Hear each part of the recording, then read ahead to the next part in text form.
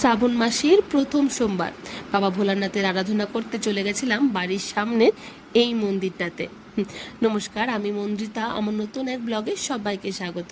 জানো তো, গতকাল প্রথমবার আমি শ্রাবণ মাসে বাবা ভোলানাথের মাথায় জল ঢাললাম। এর আগে কখনো শ্রাবণ মাসে পুজো করা হয়নি, কিন্তু শিবরাত্রি নীল পুজো করেছি। গতকাল পুজো করে না মনটা বেশ ভালো হয়ে গেল, আর খুব শান্তও হলো।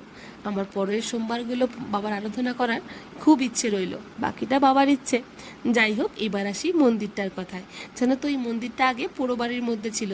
বাড়িটা খুব ভাঙাচোরা ছিল, কিন্তু মন্দিরটা একদম অক্ষত ছিল।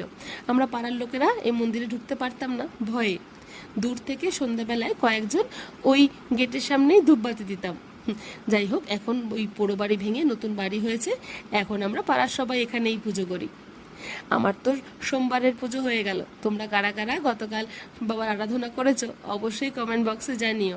আজ তাহলে আসি, দেখা হচ্ছে অন্য কোনো নতুন ব্লগে। ধন্যবাদ সবাইকে।